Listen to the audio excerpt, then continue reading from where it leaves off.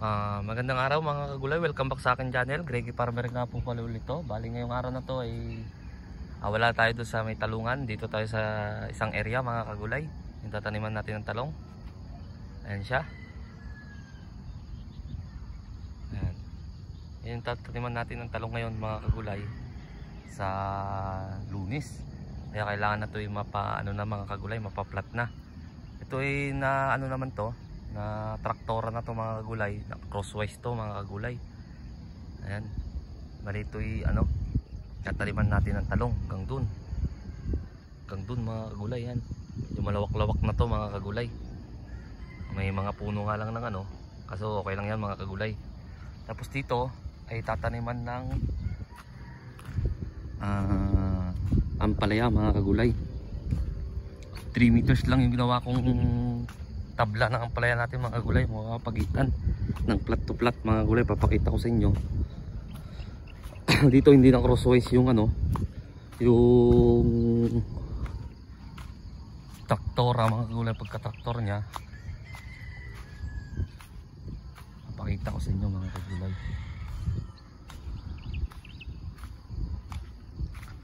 Yung tataniman natin ng ampalaya. Ayan, yung tataniman natin ng ampalaya mga kagulay. Yun, may natabunan na kami doon mga kagulay. Papakita ko rin sa inyo. Ito, paplatin nila ngayon pagdating ng mga tao mga kagulay. Yan, ng oras pa lang naman ngayon, alas 6 pa lang. Wala pa yung mga tao. Ito, umulan kahapon mga kagulay, kaya ganyan na yung plat nya.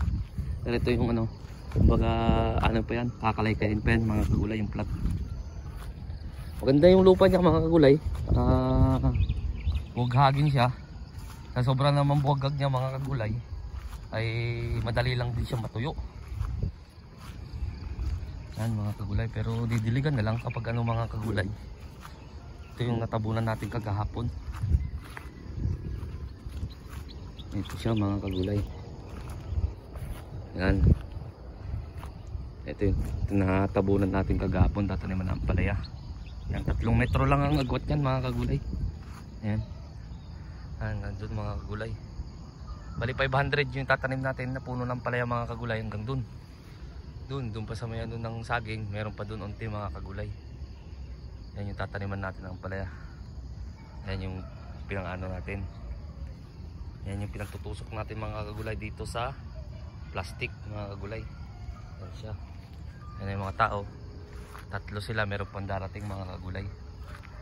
Kasi itong 3 taong to mga kagulay dito na natulog sa kubo mga kagulay. Ayan siya.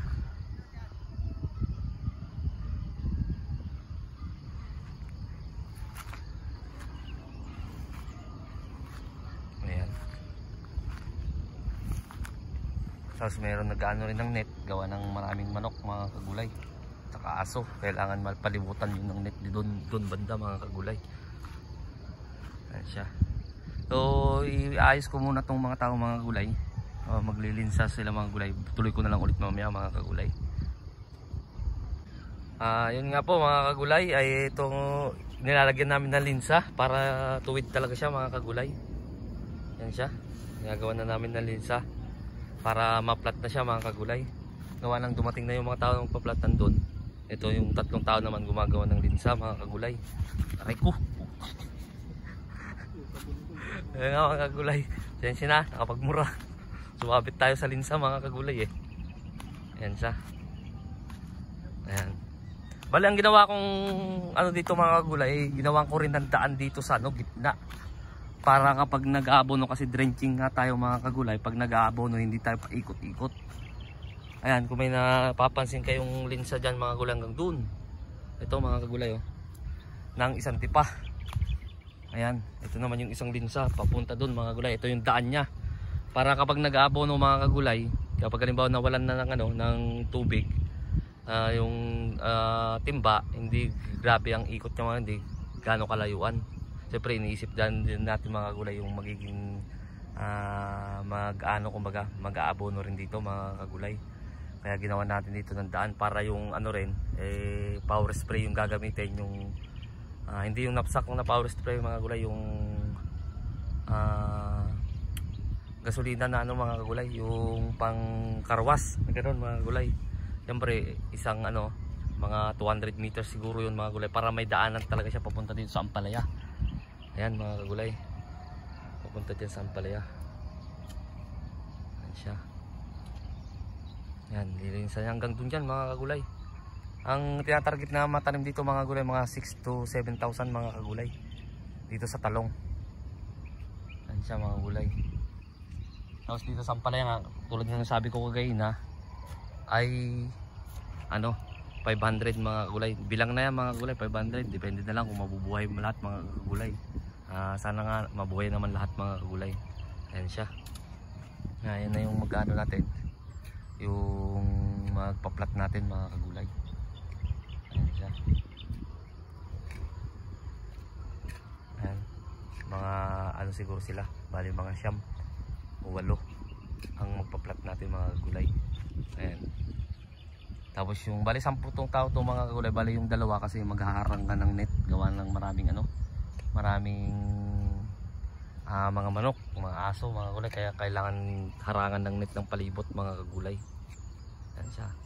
So hanggang dito na lang ako siguro mga kagulay, mag-select tong video na to. Kung update ko lang kayo dito sa tataniman natin ng ano, ng talong at saka ampalaya dito sa bagong area natin. Sa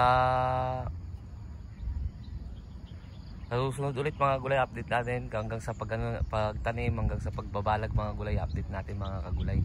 So sa bago pa lang sa munting channel ko, huwag nyo kalimutang mag-subscribe, click nyo na rin po yung notification bell para updated kayo lagi sa gagawin kong video tungkol dito sa pagtatanim ko ng gulay, lalong lalo dito sa Calixto F1 ng Swiss Seed. Maraming salamat po. God bless po sa ating lahat.